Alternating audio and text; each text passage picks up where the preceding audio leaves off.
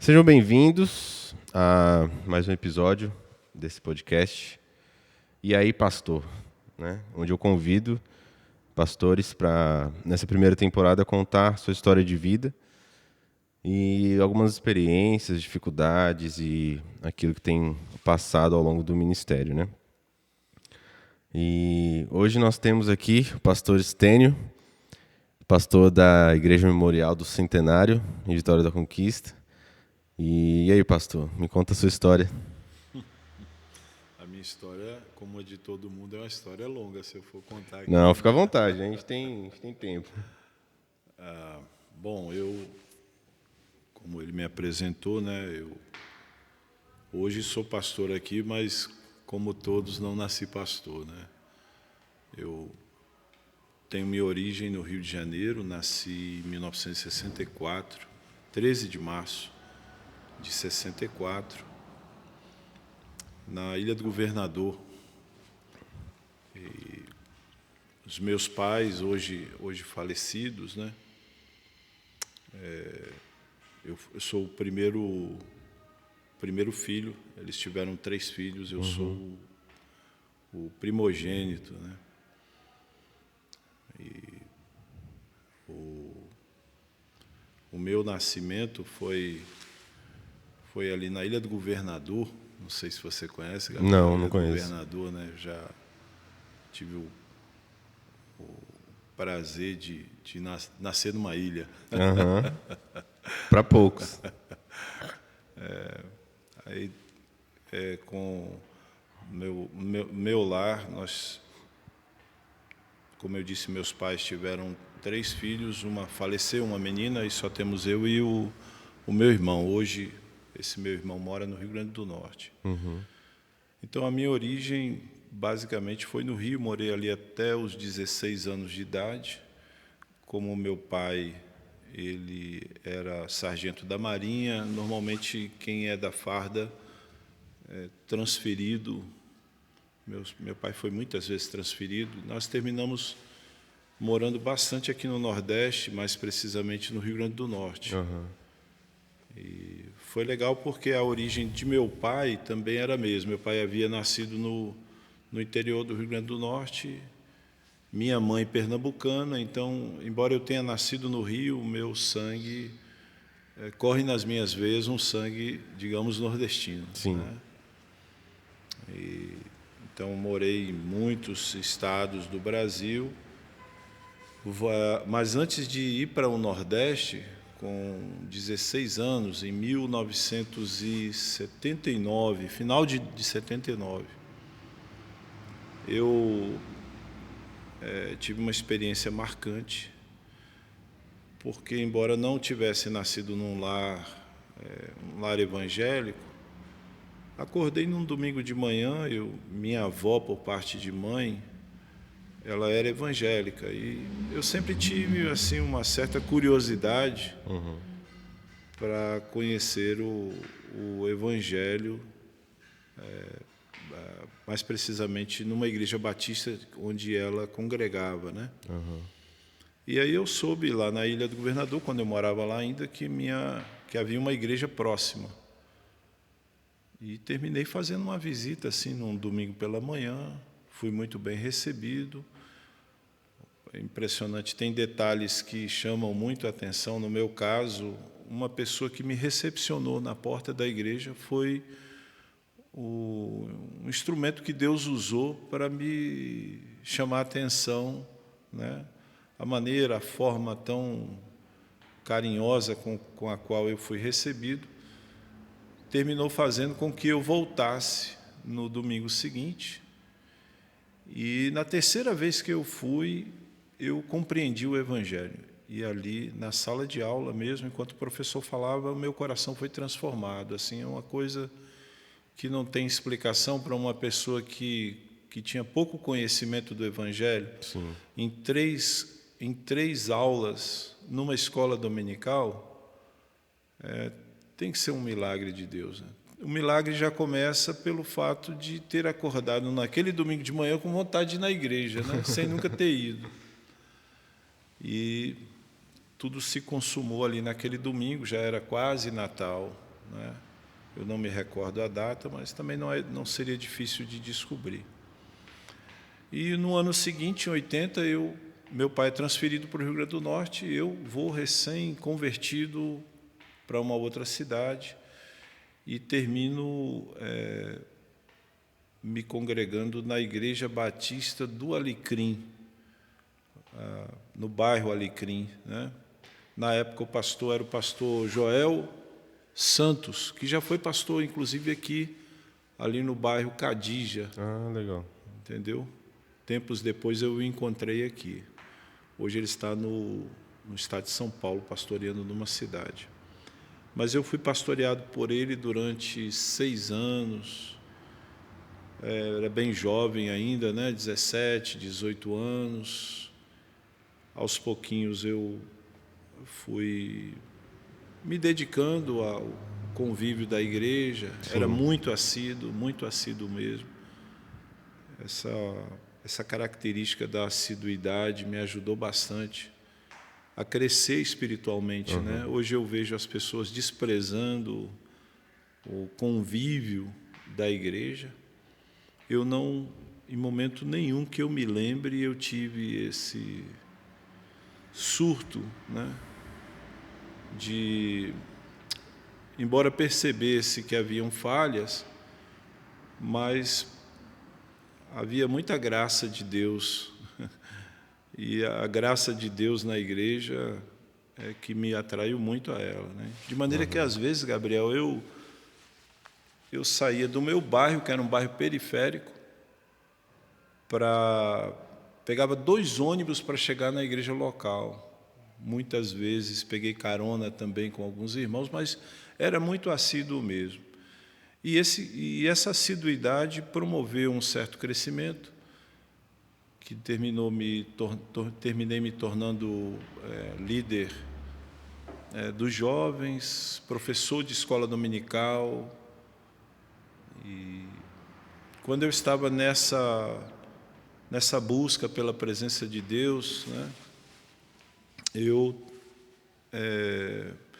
sim, me lembro agora que o nosso pastor, o pastor Joel, uma coisa que me marcou muito, havia um bairro novo nascendo. Sim. Em Natal, na época, hoje continua lá um bairro muito grande. Na época era o maior bairro da América Latina. E o nosso pastor, nosso pastor, ele nos incentivou a pregar naquele novo bairro, né?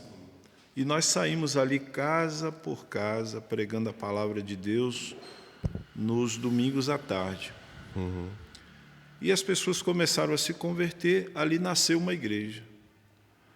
Interessante, aquela semente que foi semeada pelos jovens da Igreja Batista do Alecrins, nós não imaginávamos, eu não imaginava que os meus pais, depois que eu já não estava mais em casa, os meus pais, meu irmão, se converteram nessa igreja que eu ajudei a plantar. Muito, né? Legal, hein? Então me recordo do texto que diz, né? Lança teu pão sobre as águas, sim, depois de muitos dias o acharás. E eu, de fato, me alimentei da própria semente, me alimentei de alegria com a própria semente que havia semeado, né? E o interessante também é que muita gente, principalmente nessa era, né, de resultados rápidos, de a internet, né, presente o tempo todo, e com uma busca você conhece muitas coisas ao mesmo tempo. E as pessoas querendo plantar até no reino de Deus e ver o fruto logo, né? E colher os frutos logo. E essa história é uma representação, né? Desse tempo de Deus, que é diferente. Né? E para tudo realmente existe um tempo. Verdade. Determinado, né? Sim. Um tempo que já foi determinado por Deus. Nós precisamos respeitar, né, esse tempo, esse processo, e confiar em Deus, né? Plantando, semeando, confiando em Deus, né? E não achando que porque nós somos bons, porque não somos, É verdade. nós vamos colher e o fruto já vai vir, né? Logo. Sim. Nós temos que ter paciência em Deus, né? Você está corretíssimo, né? Entre a semeadura e a colheita existe um lastro de tempo que a gente quase sempre desfruta dos frutos depois de alguns anos, né? Isso é bem verdade, né? Então eu passei 6 anos naquela igreja, sendo pastoreado, muito bem pastoreado pelo pastor Joel Santos, bom pregador, muitas histórias. Mas um domingo pela manhã ele pregou uma mensagem missionária e eu aceitei o desafio, né, de seguir. Eu nem imaginava que eu nunca havia me visto, na verdade, como missionário até aquele momento. Mas, diante do desafio, eu terminei indo para o seminário, né? E estudei 3 anos de teologia pela Missão Novas Tribos do Brasil. O desafio era um desafio missionário indígena, e eu, então, fui direcionado pelo meu pastor, que já havia sido missionário da Missão Novas Tribos. Fui direcionado a uma das casas de ensino da Missão Novas Tribos. Depois de 3 anos, nós fomos para... Sim, um detalhe. Tendo terminado o seminário, a parte teológica, os alunos eles são indicados ou não para a próxima fase, que na época era no Mato Grosso do Sul. Então, eu estava estudando em Pernambuco, na fase teológica, recebi o diploma de bacharel e fui indicado para seguir para o Mato Grosso do Sul para um curso assim, de sobrevivência na selva, porque a realidade indígena, né, pede isso. Só que meus pais me pediram para ficar 1 ano com eles. E aí, depois de orar bastante, porque eu iria com boa parte daquelas pessoas, aqueles alunos que eram da minha turma, iriam já para o Mato Grosso do Sul, né? E eu, depois de orar muito, eu decidi ir com os meus pais, e desta feita nós fomos para Fortaleza, morar 1 ano em Fortaleza. Eu fiquei 1 ano lá, depois segui para o Mato Grosso do Sul. As coisas de Deus são impressionantes. Às vezes você faz algo, toma uma decisão, e você não imagina que por trás daquela decisão não foi propriamente uma decisão sua. Sim. Teve a decisão de Deus que você não tinha consciência disso, né? Então, quando eu chego no Mato Grosso do Sul, praticamente 3 dias de viagem de ônibus, super cansado, ainda tive que andar a quase que 7 quilômetros com a mala para chegar.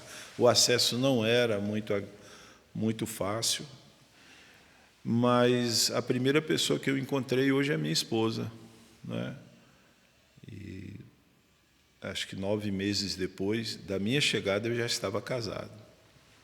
E interessante que, se eu tivesse ido com a minha turma, 1 ano antes, né? 1 ano antes, eu não a teria encontrado. Mas foi exatamente aquela escolha de ir para Fortaleza que tinha um plano de Deus por trás disso, né? Então, eu sempre falo para os meus filhos, né, para os jovens de maneira geral, como é bom você andar com Deus.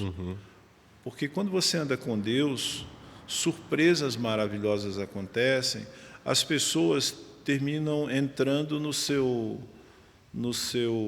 espaço. Não é? Ou você penetra o espaço delas, ou elas penetram o seu espaço. Pessoas certas são dirigidas a você, né? Pessoas que vão cooperar também com você. de maneira que eu olho para trás e saber que Deus colocou minha esposa no meu radar, né? É extraordinário pensar nisso, a providência divina.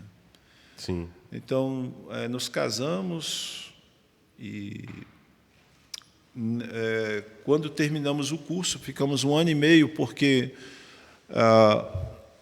o curso era de 1 ano para solteiros. Mas se você casasse nesse período, você tinha que voltar fazer mais 6 meses para ser avaliado como casal. Aí nós passamos por todo esse processo. Ao término, fomos convidados a ser professor no Instituto Bíblico Peniel, lá em Jacutinga, sul de Minas.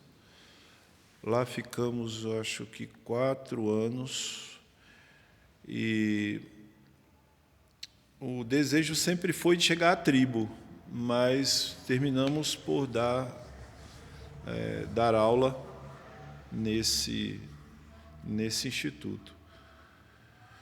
Só que nesses 4 anos e meio, no meio desses 4 anos e meio, nós descobrimos que tinha um casal de missionários que precisava sair com urgência da tribo por 1 ano para tratamento de saúde. E eu terminei me indicando para substituí-lo. Então, nós fomos para a tribo Yanomami, lá no norte do Amazonas, cara. Já quase entrando na Venezuela. 2 dias a pé e você estava dentro da Venezuela. Nossa. Então, nessa época que nós fomos para lá, o meu filho mais velho, o Jonatas, né, ele tinha 1 ano e meio. 1 ano e meio. E a Stephanie, ela tinha 4 meses. Então, nós pegamos um avião em Ilhéus e fomos para lá.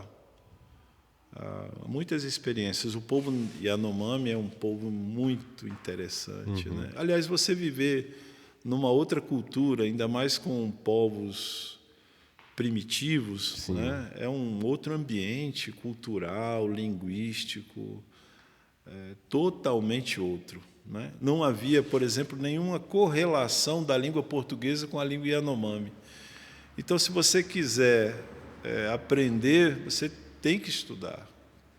E eu passei, acho que 4, 5 meses depois, eu comecei a entender um pouco a língua e a falar muito pouco, mas já era o suficiente para atendimento no consultório. Não dava para pregar o evangelho, lógico, né? Mas ali a gente estava aprendendo um pouco para suprir a necessidade do momento. Sim. Né? Vocês ficaram quanto tempo lá? Então, não chegamos a completar 1 ano, porque minha esposa ficou grávida do Vitor. E aí, quando deu 8 meses de gravidez, era o limite para pegar um avião e vir para a Bahia. Então, nós precisamos sair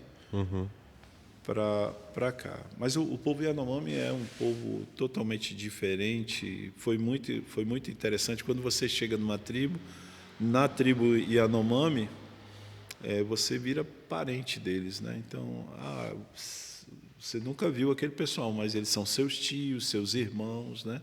Você entra no parentesco daquela no convívio familiar. Então, eu né? tinha mãe, eu tinha pai, eu tinha irmãos lá, né? Minha mãe trazia alimento, banana, essas coisas, cuida mesmo como se fosse um filho, né? Cheguei a fazer uma viagem a pé pelo mato, era uma viagem que duraria cerca de 3 dias, andando 12 horas por dia. Nossa. E terminou essa viagem, nós fizemos em 6 dias, porque choveu muito, tivemos que atravessar rio, pegava a câmera assim, fotográfica, colocava na cabeça para não molhar, e aí tinha que atravessar rios caudalosos e na enchente, né, aquela enxurrada, você entrava aqui, você saía 1 quilômetro do outro lado lá e tinha que nadar mesmo, né? Senão você ficava no meio do caminho. E eu fui com 3 índios adolescentes, imagina aí, cara. Mas os caras sabem tudo. Eles nasceram lá, nativos, nasceram lá. Assim como a gente anda aqui em Conquista para todo lugar, conhece as ruas, eles conhecem as ruas da mata. Eles conhecem, essa aqui nós estamos passando na terra de fulano, de cicrano, sabe a história. Mas você mesmo, você só vê o mato, você não vê nada. Pra gente seria tudo igual, né? Olhar pra floresta é tudo igual. É tudo igual. Mas eles, porque tem intimidade, né? Estão todo dia ali lidando com isso. Então, a gente estava nessa tribo e, graças a Deus, tinha um índio convertido já, o Xuna, e acho que ele era o único, era jovem ainda. Um fato interessante, uma vez o Xuna levou, eu não sei agora, me corrigindo, eu não sei se exatamente foi o Xuna, mas um deles pegou pediu para ler, porque eles já eram alfabetizados, pediu para ler a Bíblia, um livro da Bíblia que era o livro de Mateus. Ele foi para Maloca, levou esse manuscrito para Maloca e na religião Yanomami você tem sempre alguém invocando os récuras, que eles chamam, né? Que são os espíritos. Então tem pagelança, tudo isso acontece assim 24 horas. E eles se drogam para receber esses espíritos e tal. Só que na hora que o índio entrou na maloca e começou a ler, os espíritos não desciam, né? Nossa. E aí o pajé veio até ele e falou: olha, tira isso que você está aí na mão, tira esse negócio daqui, porque enquanto você está lendo aí, enquanto você está falando, não está. Então aí dá para você ter uma ideia do confronto, né, e do poder da palavra de Deus. Sim. Os índios Yanomami são uma cultura muito diferente, né? Por exemplo, sepultar os mortos. Aliás, o que se faz com um corpo na cultura Yanomami não se enterra. Se coloca dentro de um cesto e pendura numa árvore. Nossa. Fica lá 1 ano, em média. Depois de 1 ano, o Tuxaua, ele chama o chefão, né? Ele chama um jovem, ele escolhe um jovem que vai buscar os ossos do falecido. Aí você pode imaginar que esse cara vai passar 1 semana, porque ele vai ficar num estado, né? Ninguém vai suportar ficar perto desse cara, né? Porque ele tem que separar os ossos do corpo, lidar com dos o corpo restos em decomposição, mortais, né? E trazer os ossos. Esses ossos são pilados e depois de prontos são jogados num tacho com banana alcoolizada, né? Eles alcoolizam a banana também num tacho. Eles jogam aquele pó por cima e misturam e tomam. Nossa. Na cuia, né? Meu Deus. Cada um com a sua cuia, eles ficam bêbados e é uma experiência. O pátio, a maloca ela é redonda e o pátio fica amarelo ouro. Nossa. Com aquela bebida que eles terminam regurgitando e vira uma bagunça, né, cara? Meu Deus. E eles oferecem para você, lógico que você não vai querer tomar aquele negócio, né? Mas para eles é a coisa mais... É o costume, né? É o costume deles, né? É uma festa para eles, é a festa do morto depois de 1 ano, né? É uma cultura que é diferente da gente. Então, nós passamos 1 ano lá, cara. Tem muitas histórias para contar aqui, mas a gente ficaria aqui com certeza a tarde toda. Mas então vocês passaram esse tempo lá e não teve, por não dominar a língua, né? Não. Não teve a oportunidade de pregar diretamente o evangelho, né? Não tivemos, Mas eu creio que com as atitudes, né, com o posicionamento diante de algumas situações, a gente também acaba pregando de uma certa forma, né? Sim. E como já tinha um jovem lá convertido, né? Talvez esse jovem poderia até explicar para os outros, né, o porquê que vocês eram diferentes. Sim. ali agiam de forma diferente. Óbvio que tem a questão da cultura, mas também tem posições e até mesmo a questão de amar ao próximo, né? Servir ao próximo, Sim. que normalmente fora do contexto cristão não é algo comum, né? Não sei se doar para o próximo. Isso que você falou é tão verdade que eu me lembro de um jovem, adolescente ele estava. Um dia, conversando com ele, eu já tinha aprendido a língua o suficiente para entender algumas coisas. Sim. E ele falou para mim, um dia eu quero me casar, mas eu quero me casar igual a vocês. Nossa. Aí, por quê? Porque há muita traição, né, dentro da cultura Yanomami. E aí ele olhava para mim e para minha esposa e ele falava, não, esse casal, eles são diferentes. Eu quero um dia viver esse modelo de casamento. Não sabia ele que o modelo é um modelo bíblico, né, um modelo cristão de casamento. Mas o que você está falando é real. Quando você pisou na tribo, você já está pregando o evangelho. Porque é principalmente com a sua vida. Senão as suas palavras não terão depois, não surtirão nenhum efeito. Assim como aqui também, né? A gente vê isso na vida da igreja mesmo, né? Porque na igreja a gente tem todo tipo de gente, né? Pessoas que realmente levam a sério a palavra de Deus e a vida, né, com Deus, e pessoas que tanto faz, né? Às vezes muitas pessoas pensam, já garanti minha salvação, então tá tudo certo, vou viver minha vida agora. Não é assim, né, cara? E aí vão negligenciando, né, e não cumprindo a vontade de Deus. O pessoal até fala, né? Salvo, seguro e sentado. Esse é o mal, né? Acaba se acomodando Os 3 S. nesse conceito, né? Sim. Nessa consciência.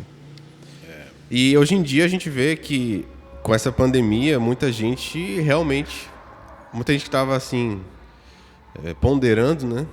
Não ir para a igreja ou já não estava mais valorizando da mesma forma, realmente se afastando de vez e usando a situação como uma desculpa, uma justificativa, né? Isso é verdade. Mas me diz aí, depois dessa experiência na tribo, o que veio depois aí na linha do tempo? Rapaz, na linha do tempo... Porque aí o Vitor apareceu, né? O Vitor apareceu, a gente terminou voltando para o instituto onde dávamos aula, lá no sul de Minas. Só que na tribo, quando eu estava na tribo, só para fazer o link com essa próxima etapa, eu tive uma crise, não vou dizer que foi depressão, não foi. Eu não me via naquele lugar. E interessante, eu fiz todo o meu treinamento para chegar àquele momento ali, né? Para usar, né, Mas existia uma cabana próxima da minha casa e ela não tinha ninguém morando lá. Aí, com essa crise no meu coração, eu ia orar nessa cabana. Rapaz, eu nunca chorei tanto na minha vida. Porque eu não estava entendendo o que Deus estava fazendo no meu coração. Então, isso, quando você não sabe exatamente o que Deus quer de você, isso gera uma crise muito grande. Aí, finalmente, eu saio, volto para o Instituto Bíblico e a crise continuou. Deus, o tempo inteiro, falando comigo, não é aqui, seu lugar não é aqui, você está no lugar errado. E eu não sabia onde era.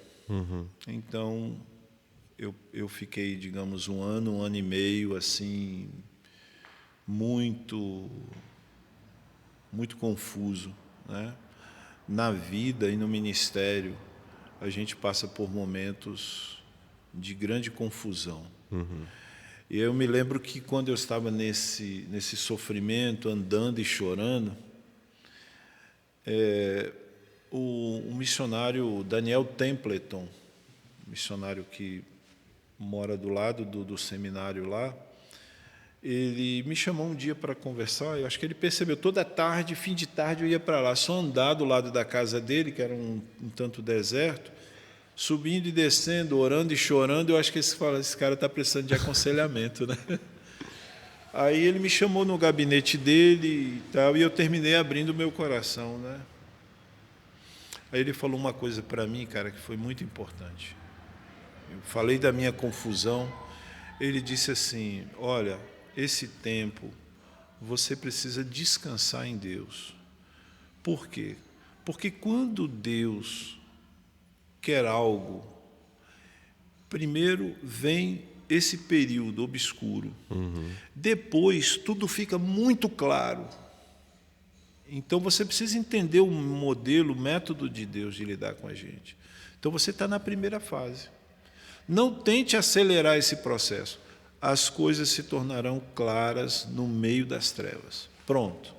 Aquela palavra eu guardei no meu coração e fiquei esperando uma resposta de Deus. Qual era a orientação de Deus? Não demorou 6 meses, os céus se abriram, né? Eu recebi um convite para ser pastor aqui na primeira igreja batista bíblica, em Vitória da Conquista, onde eu já havia, acho que, pregado 1 ou 2 vezes. Na época, o pastor era o pastor Gerson Rocha, pastor Infante era o vice dele, né? E eu ainda segurei esse convite, uma carta convite, durante uns 6 meses, orando: Senhor, se é isso mesmo, né? E finalmente Deus confirmou no meu coração. Então eu vim para cá. Minha esposa é daqui, né? A Meire, ela é aqui de Vitória da Conquista, é conquistense. E nós viemos aqui, pastoreamos a igreja aí junto com os 2 pastores durante 4 anos e meio. Após os 4 anos e meio, nós ficamos sem igreja. E eu me lembro que quando você fica sem igreja e 3 filhos pequenos para cuidar... Ainda mais ministério integral, né? Exatamente, né? Eu saí de um salário confortável para nada, né? Mas o pastor David Thompson aqui, acho que você conhece o pastor David Thompson. Já ouvi falar. Já ouviu falar. Nessa fase em que eu estava também sem rumo, né? Eu sempre pensei, a minha mulher deve estar, coitada, numa confusão, porque todo lugar que a gente vai não é aqui. Passa um pouco tempo, não é aqui. Vamos seguindo. E eu me lembro que o pastor David Thompson falou: rapaz, ore, peça a Deus direção e tal. Eu comecei a orar, e uma igreja lá em Jacutinga, não mais no seminário, não era o seminário, mas era no mesmo município, né? Um pastor americano me convidou para ficar 1 ano lá pastoreando, enquanto ele estava nos Estados Unidos. Aí lá vou eu com a minha família, mala e cuia, para a cidade de Jacutinga, onde cuidamos lá nos apaixonamos, inclusive, muito por aqueles irmãos. Eram talvez 25, 30, não me lembro agora, pouca gente. Mas depois de 1 ano, nós viemos de férias para a Conquista. E eu estava na sala da casa de meu sogro, orando, e a voz de Deus me dizendo: você não vai voltar para Jacutinga, seu lugar é aqui. E finalmente eu pude ouvir a voz de Deus claramente me dizendo: seu lugar é aqui. E aí... Primeiro tinha ouvido Deus falar que o lugar não era lá, não, né? era lá. E agora a confirmação. A confirmação. Né? E, rapaz, naquele dia, Gabriel, com essa convicção, eu falei: Meire, nós não vamos voltar para Jacutinga. Nossa. A igreja lá queria muito que a gente ficasse. Depois de um ano, o pastor voltou, mas falávamos, irmãos, a gente ficar aqui. Não, pode ficar aqui e tal, e a gente ia terminar ficando. Mas terminamos, conversei com a minha esposa na sala e ela falou, puxa, qual é o nosso paradeiro, né? Onde é que a gente vai estacionar? Porque eu falei, eu não sei, agora o que Deus está me falando é isso. Realmente, uma semana depois, a gente foi convidado para pastorear a Igreja Batista Memorial do Centenário, onde a gente já está há 20 anos. Né? Então, tem sido um ministério mais duradouro. Teve uma experiência lá em Jacutinga, teve várias em Jacutinga, porque, imagine, você ir com a sua família para um lugar. Os irmãos conseguiram uma casa para a gente, uma casa muito boa, por sinal. Só que eles achavam que nós éramos assim, nós éramos missionários, sustentados por alguma agência, eles não nos conheciam, né?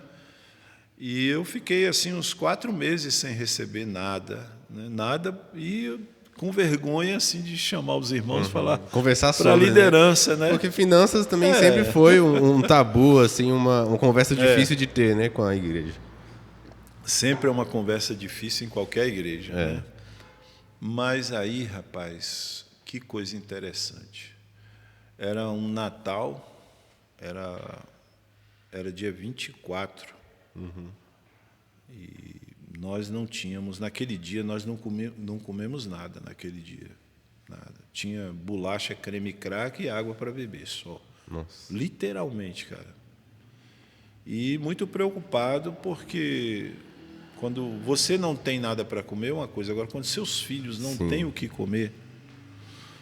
E aí, rapaz, quando a gente está lá, meus filhos, eu na sala, meus filhos se vestiram, meu mais velho, o Jonathan, se vestiu, colocou paletó, se fingindo, né? Se vestindo, se travestindo de pastor, né? E a Stephanie com a roupa da mãe, né? O Vitor também com paletó, eles brincando na sala, cara. E eu olhando para eles e as lágrimas descendo, né? Quando estamos nesse cenário na sala, toca um irmão, bate a porta. Era um irmão da igreja presbiteriana, uma igreja, a gente morava bem pertinho da presbiteriana, mas a gente não conhecia praticamente quase ninguém lá. Esse irmão estava fazendo compras. Gabriel, para um mineiro bater na sua porta, né, não lhe conhecendo, já é um milagre, né? E aí esse irmão, ele chegou lá e falou, o senhor que é o pastor da Igreja Batista, recém-chegado? Eu falei, sou e tal. Ele falou, olha, eu estava fazendo umas compras ali no supermercado, o supermercado era bem pertinho.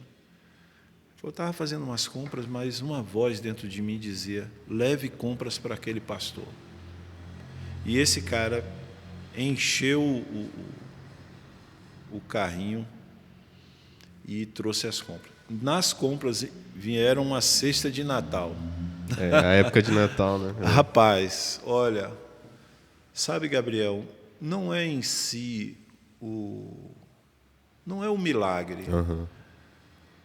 É assim, Deus te dizendo, eu estou cuidando de você. Né? Essa era a mensagem. Não fique preocupado, eu estou cuidando de você. Então, essa história marcou bastante a gente, né? Descansamos em Deus. Tempos depois a igreja começou a nos ajudar com um salário, 2. Mas ali a gente tinha certeza de que era Deus que estava nos sustentando.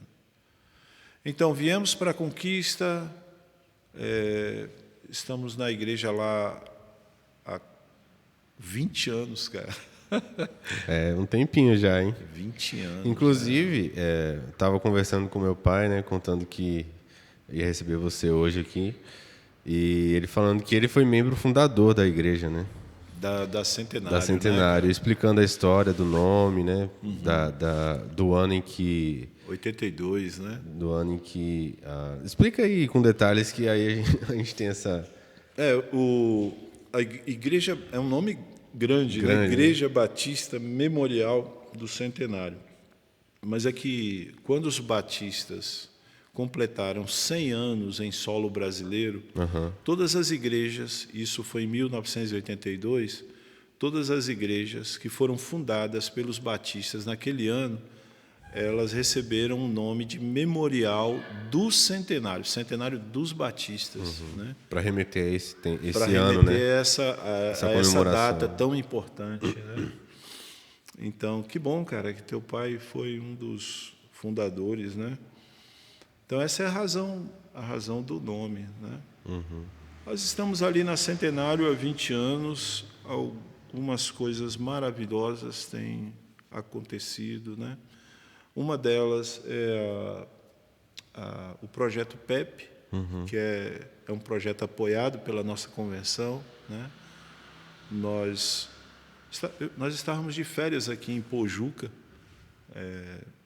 ali litoral norte de Salvador, Sim. quando conhecemos o pastor Raimundo Gudgloves e a irmã Jacira. Nós fomos para o culto, não os conhecia, e eles estavam falando de um projeto para criança, tal. Terminamos conhecendo o casal, conhecendo o projeto e trazendo o projeto para a Vitória da Conquista. E esse projeto agora ele já tem 10 anos aqui, né? O projeto visa abençoar crianças em comunidades carentes. Sim. E suas famílias.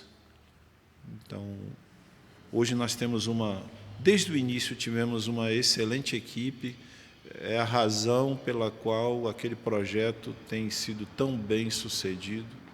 O projeto vem crescendo, ele vem sendo recheado com outros projetos também, mas ele sempre foi o carro-chefe, né? Então, eu me lembro que quando nós fomos lá para o local, atrás de uma casa para abrigar o projeto, uma casa pequena, não encontramos.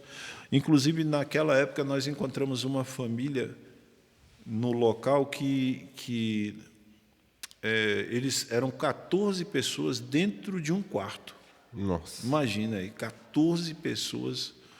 Então, dá para ter uma ideia como era carente a comunidade na época em que nós chegamos para o projeto, para realizar o projeto. Não havia lugar para acolher, mas uma pessoa assim, encontramos alguém na rua que disse assim, olha, não tem lugar, mas tem um terreno que está sendo vendido aqui próximo. Aí nós fomos no local, um terreno de 8.300 metros quadrados, com uma casa no meio, né? Aí começamos, chamei a liderança, estávamos com a liderança nessa ocasião, e debaixo de uma árvore nós oramos e pedimos a Deus aquele lugar. Sim. E 6 meses depois o lugar já era nosso, aí o projeto teve início. Inclusive, o local pertencia a um irmão da segunda igreja batista, né? Me falta o nome dele agora. Ele queria vender o terreno na época por 80 mil, mas quando ele soube que era um projeto, ele falou, vou vender pelo preço que eu comprei. E aí ficou por 60 mil. Nossa. Ficou ótimo, nós pagamos o terreno e estamos lá procurando melhorar a cada dia, né? Mas hoje é um dos projetos referência na nossa cidade. Legal. Né? A gente está acolhendo. Por causa desse projeto PEP, nós temos 3 congregações ali próximas a ela, né? Uma das congregações é dentro do próprio terreno, e uma congregação na Santa Marta, e uma outra um pouquinho mais distante no Crescêncio. Então, aquele trabalho tem dado frutos. Hoje existe um obreiro, que é o pastor Abdias, são obreiros da Igreja Centenário, que estão ministrando ali. E, graças a Deus, Deus tem feito maravilhas, né? Eu me lembro que, quando não tínhamos templo, já tínhamos as 3 congregações, mas eles não tinham local para se reunir. Nós tínhamos terreno, mas não tínhamos como construir. E eu me lembro que, na época, era o pastor Robério, que nós tínhamos colocado lá como obreiro. E eu tinha falado com ele, Robério, vamos construir um templo aqui para os irmãos. E o tempo foi passando. Um belo dia eu cheguei lá e eu falei, rapaz, esse templo não vai sair, não? Eu falei, ô pastor Robério, me dá aí não sei se era uma picareta, um enxadete, me dê esse negócio aqui que eu vou fazer um negócio diferente aqui. Aí bati no chão e falei, Deus, manda o dinheiro para a gente construir a congregação aqui. Aí eu olhei para o pastor, Gabriel, eu não entendo nada de construção. Pastor Robério me perguntou, pastor, e esse terreno, qual é o tamanho desse terreno? O que o senhor está pensando? Aí eu olhei para o terreno assim, eu falei, abre as valetas aqui, dei uma medição da minha cabeça lá na hora, faz assim. Rapaz, aquele negócio, ele convidou uma pessoa que abriu na medida que eu tinha pedido, no chute, né? Uhum. E aquela valeta ficou lá aberta, cara, acho que mais de um ano. Uma bela noite, um pastor por nome Daniel, lá de Campos, no Rio de Janeiro, me liga. O senhor que é o pastor Estênio? Eu falei, sou eu. Aqui é o pastor Daniel. Pois não, pastor Daniel. Como é que o senhor me encontrou? Ele falou, não, eu peguei o catálogo da convenção e nós estamos indo para o Rio Grande do Norte e eu pertenço a uma missão que constrói templos. Nossa. E aí, como nós íamos passar em Vitória da Conquista, eu falei, vou procurar um pastor aqui, quem sabe eu acerto num pastor que tenha terreno para ser construído. Nós tínhamos dois, um já havia sido construído. Aí eu falei, pastor Daniel, mas eu não acreditei muito na história, porque esmola demais, né? O cego desconfia. Aí ele falou, eu vou dar um pulo aí. Esse cara saiu de Campos, veio aqui. E aí ficamos certos de que ele viria com um ônibus, com material, e um ônibus com 45 ou 46 pessoas. Em 3 dias eles construíram 2 templos. Nossa. E fizeram um trabalho de evangelização. Meu Deus. Agora, o milagre, como sempre, o nosso Deus é extraordinário. Porque eles constroem templos no Brasil inteiro. Uhum. Só que eles têm um padrão de tamanho. E era o tamanho que eu havia mandado cavar no chute. Pastor Robério certamente vai ver, vai se lembrar dessa história, né?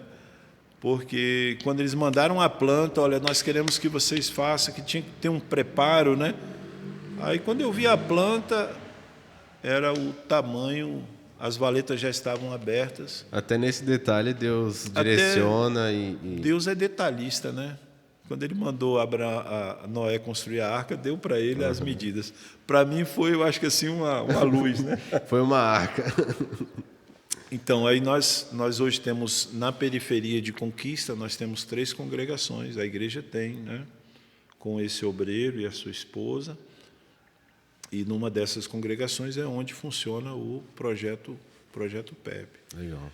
Mas há um tempo atrás, o pastor Carlos Sobreira, né, já saudosa memória, já falecido, ele nos convidou para ajudar na abertura de plantação de igrejas, na verdade, né?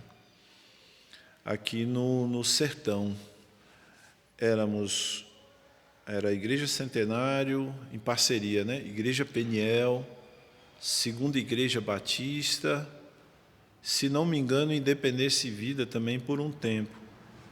E essa união de igrejas foi extraordinária. Pastor Carlos Sobreira, você conheceu Sobreira? Eu cheguei a conhecer. Sobreira era fantástico, né? O cara era fora da curva, né? E com a ajuda dele, supervisão dele, nós demos apoio não só financeiro, a gente ia lá, viajava com ele, né? Nós plantamos igreja e Jacaraci, não sei se Lagoa Real ou se Lagoa Real já era da Igreja Peniel, eu acho que já era. Mas, enfim, umas 5 ou 6 igrejas. Barra da Estiva, depois Barra da Estiva e Ibicoara, Ituaçu, Então, essa parceria foi extraordinária, né? É um tempo que, me parece agora, o pastor Renildo, que foi o último entrevistado, eles estão pensando novamente em fazermos uma implantação de igreja em conjunto, né? Inclusive, isso é muito interessante, até pelo fato de que nós aqui na Lagoa das Flores, a gente começou um projeto, né, em 2019, se eu não me engano, que é o Sertão de Deus, né? Nós já temos algumas famílias da igreja, tem parentes lá, né? Inclusive tem uma congregação da segunda igreja lá, em Boa Esperança. E nós participamos lá da construção e nós íamos sempre com a caravana para dar um apoio lá e fazer um trabalho de evangelismo. E nós começamos esse trabalho de Sertão de Deus para justamente alcançar essas regiões próximas aqui de Vitória da Conquista, né? E falando dessa parceria, inclusive, estou até fazendo o papel aqui do pastor, mas eu creio que ele também concorda com isso e seria interessante, inclusive, a igreja também se unir, né? Nós três como igreja, parceria, né, para fazer isso acontecer, ver ações e projetar, né? Fazer algum planejamento para fazer isso junto, porque eu vejo que falta muito isso, né? As igrejas se unirem, principalmente entendendo que são uma igreja só, né? Que é a Igreja de Jesus. E muitas igrejas não evitam essa união por pensarem que são independentes nesse sentido, né? Que a igreja é do pastor, a igreja é da liderança, né? Mas realmente nós estamos aqui para servir a Cristo, né? Se nós nos unirmos como igrejas, várias igrejas juntas, a possibilidade de fazer algo maior, algo mais intenso, né? É grande. Então, fica aqui a proposta, a gente pode amadurecer a ideia, né? Estudar, conversar um pouco mais. Eu acho que seria muito interessante. A Igreja Centenário ela sempre gostou muito dessa parceria. Eu mencionei Barra da Estiva aqui, mas eu havia me esquecido que Barra da Estiva foi plantada pela Centenário com a Junta de Missões Nacionais. Aí colocamos o pastor Marcos lá, e o pastor Marcos, então, deu abertura ao trabalho em Bicoara. Mas essa parceria sempre é bem-vinda, né? E, inclusive, isso cria um laço, um elo muito forte de comunhão entre as igrejas, né? Sim. Principalmente entre as igrejas batistas da Convenção, isso melhoraria ainda mais a nossa comunhão entre igrejas. Inclusive o impacto da igreja na sociedade, né? Na cidade, no estado. Né? A gente poderia fazer algo mais relevante, né? Sim. Então, hoje, Gabriel, a gente tem implantado, porque assim, Deus é maravilhoso, mas Ele vai ensinando também a gente, vai corrigindo nossa estrada, né?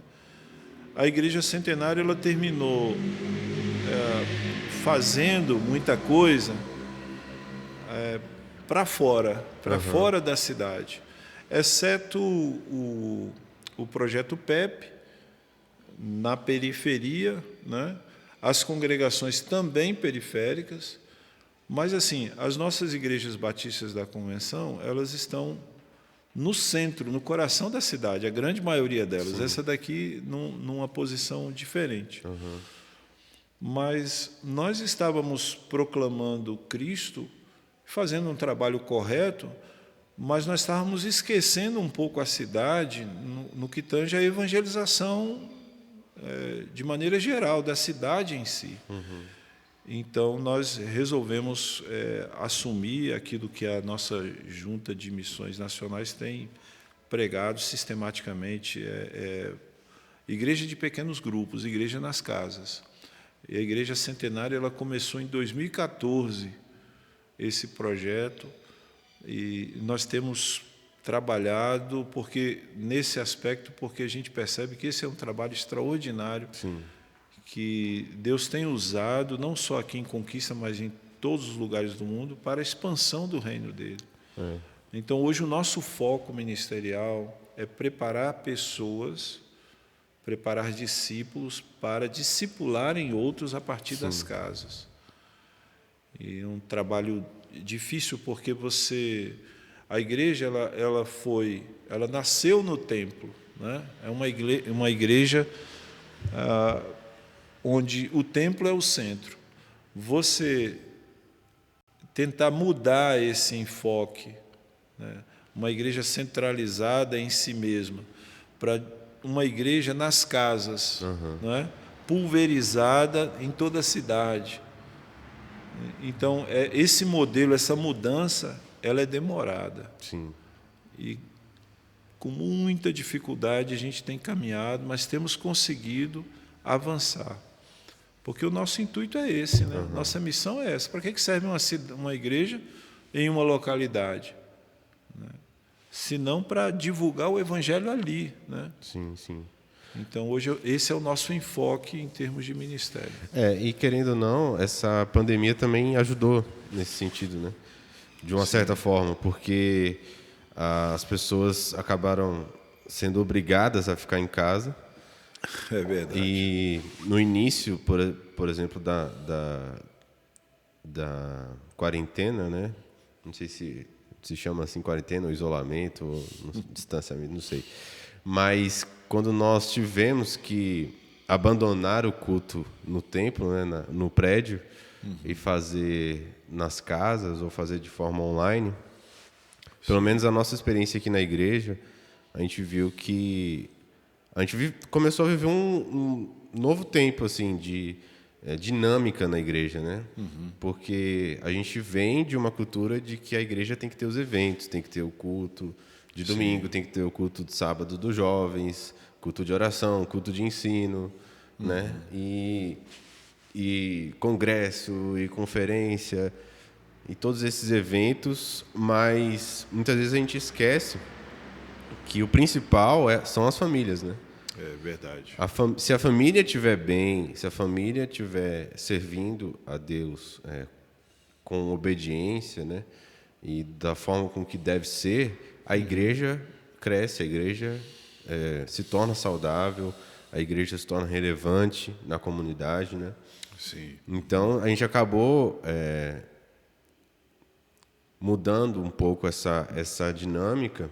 Inclusive, no final do ano passado, a gente teve a ação Amar e Servir, né? Que Amar e Servir foi o tema anual.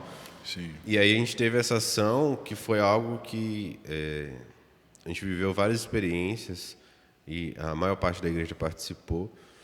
E esse ano a gente está com esse enfoque na família, né? De estabelecer famílias fortes, porque até mesmo por causa do momento que nós estamos vivendo como sociedade, né? O levante contra a família, querendo desestruturar e destruir o conceito cristão de família, né?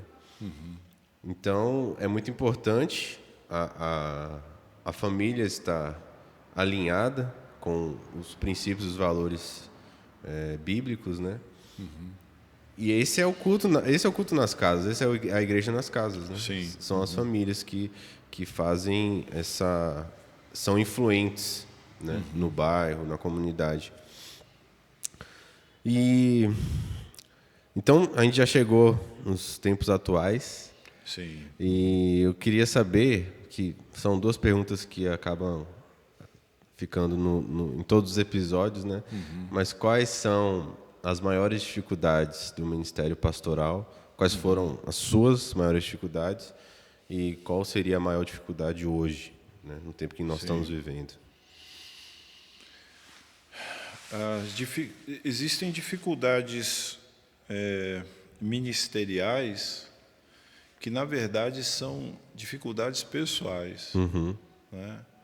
Falta de preparo em alguma área. O ministério pastoral, eu não conheço outros movimentos, mas no meio batista, sobretudo o que eu conheço, que é o da Convenção Batista, né?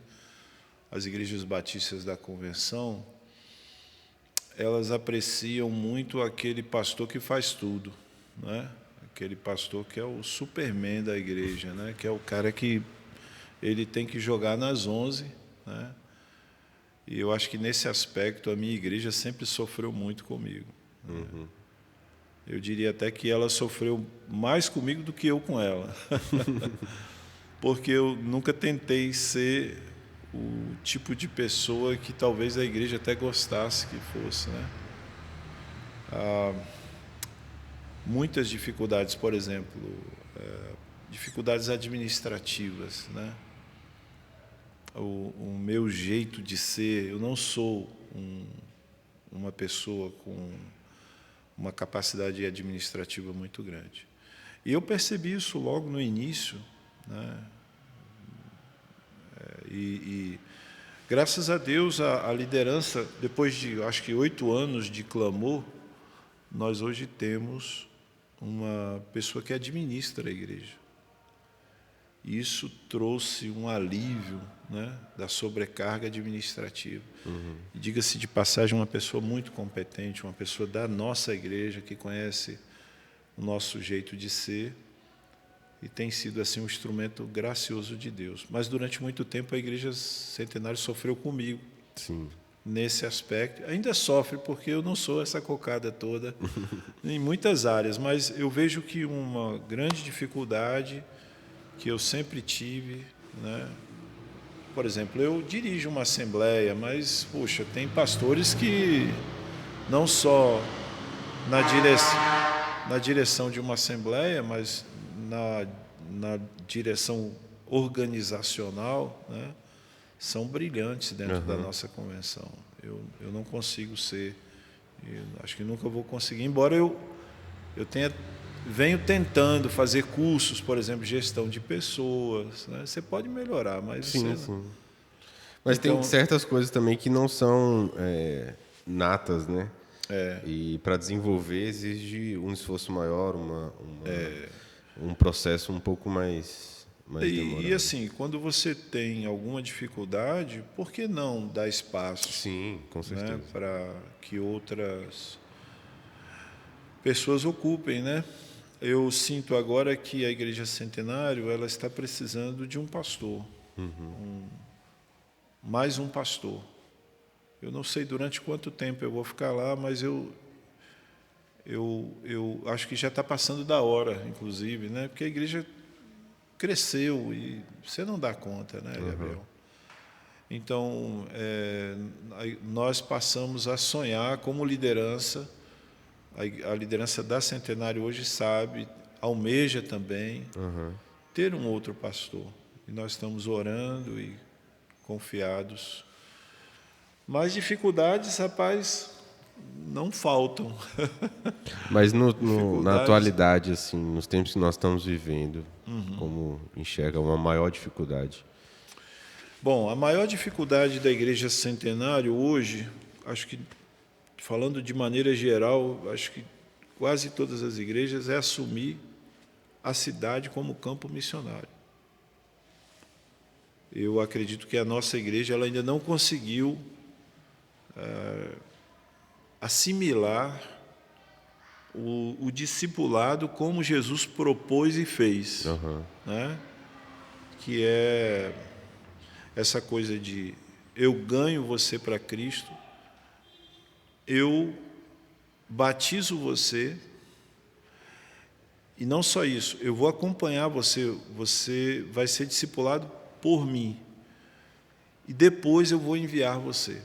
Esse processo, né, que começa pela evangelização,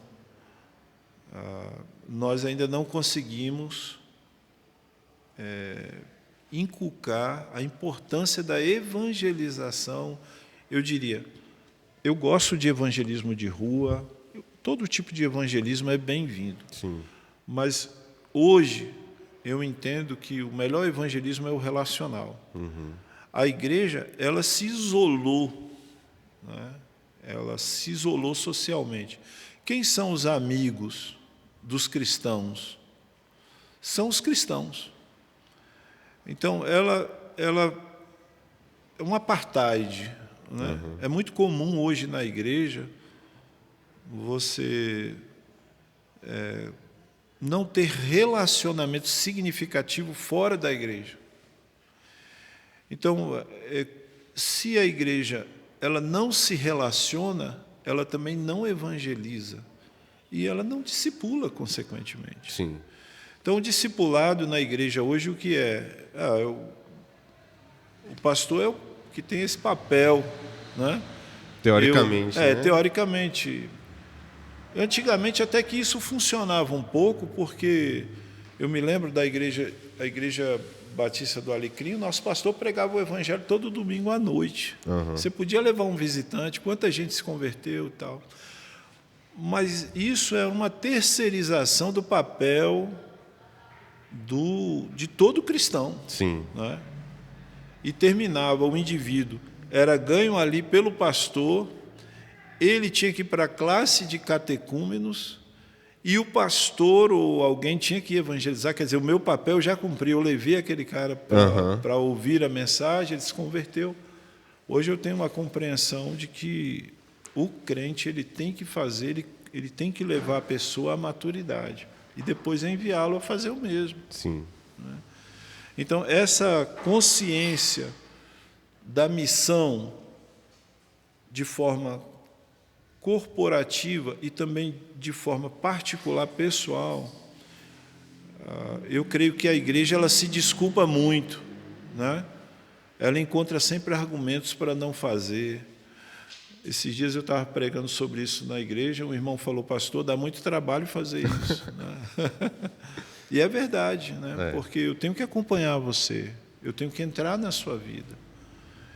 E isso está faltando à igreja. E exatamente isso foi o que Jesus fez. Ele se relacionou com a sociedade. Né? Ele pregava às multidões, mas também sentava com a mulher samaritana, né?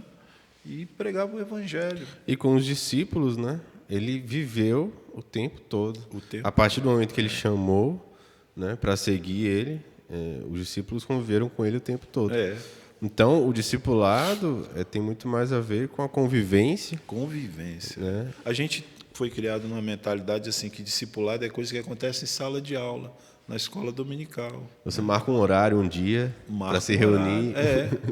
E discipulado não é isso. A base é o relacionamento. Você pode até ir e deve ir.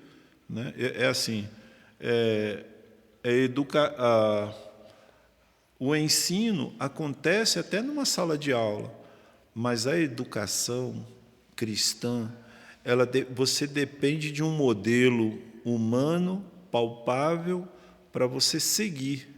Então, por isso que é importante o discipulado relacional. Sim. E como nós fomos criados num outro modelo, isso parece não encaixar, não fazer sentido, parece ser coisa do outro mundo, né?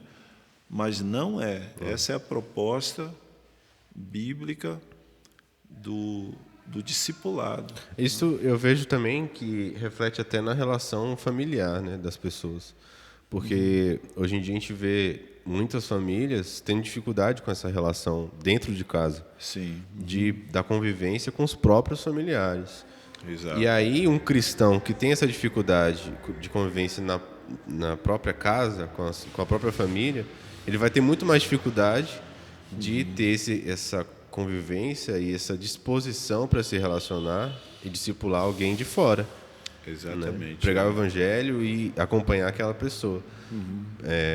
Por isso que a família tem que ser também um dos principais focos da igreja, né? Eu vejo hoje em dia.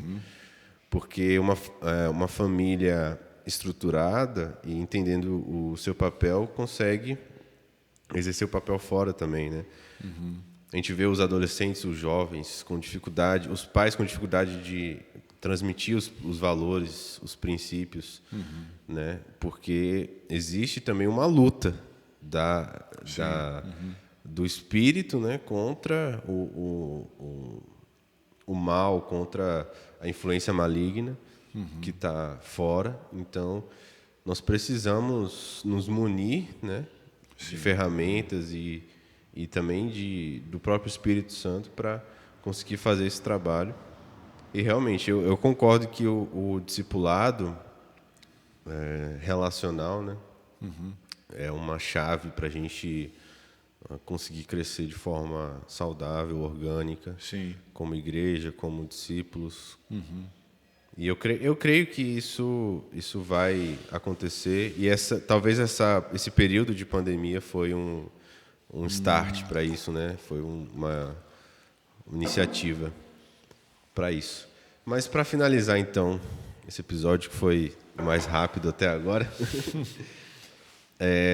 qual conselho ou quais conselhos você daria para um seminarista, alguém que entende que tem a vocação para o ministério pastoral? Então, você está me perguntando sobre alguém que já está no seminário? É um seminarista? Ou que vai começar, né? Mas vai que começar, tem essa consciência do chamado, sim. da vocação. Quem tem essa consciência do chamado, eu diria assim, não se demore. Não seja teimoso. Porque eu também nessa estrada do ministério já encontrei muitas pessoas a quem Deus deixou muito claro, mas elas tomaram outros rumos, mas também pagaram um alto preço, né?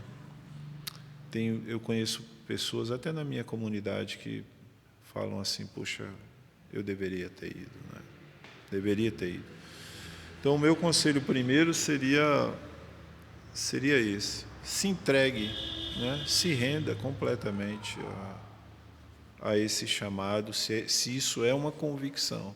Não vale a pena se entregar sem convicção. Sim. Né? Mas havendo, deve se entregar. Inclusive, eu posso falar um pouco sobre isso, porque minha filha, Stephanie, ela no início do ano, ela foi para o Palavra da Vida. Né? E eu achei interessante porque os líderes lá falaram uma série de coisas, mas uma coisa que ela disse para a gente que eu achei muito interessante: olha, não vem aqui por outros motivos, né? Porque o seu pai e sua mãe querem que você fique no seminário para consertar sua vida espiritual.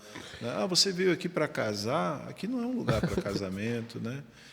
Então, quem vai se preparar, diria, não só teologicamente, essa é uma coisa que eu questiono muito, eu sei que tem sua utilidade, mas quem teve a formação que eu tive, o lugar onde eu me formei, as pessoas não tinham, elas tinham interesse teológico, é lógico, é uma casa teológica. Sim. Mas elas, mais do que isso, queriam que a sua vida fosse compatível ao que estava sendo ensinado. E nós éramos observados, assim, era claro que nós éramos corrigidos fora de sala de aula, né, aconselhados. Rapaz, que maravilha, antes de me casar eu fui aconselhado 6 meses por um casal, depois que eu me casei mais 6 meses, imagina. Então, aproveitar, né, essa bênção o que eu estava falando é assim, ensino teológico virtual à distância, eu acho é uma coisa boa, mas bom seria se a pessoa realmente pudesse ser ensinada por pessoas com maior proximidade para a formação de caráter cristão. Sim. Isso faz toda a diferença. Então, eu diria, procure um lugar assim. Não é um lugar que vai te dar um diploma bonito, que você vai ser reconhecido. Eu fiz bacharel, eu sou mestrado. Não. Procure um seminário onde a vida seja mais importante do que a educação, a teologia em si. Né? Isso é um conselho que eu acho que vale a pena ser seguido. Legal, muito interessante.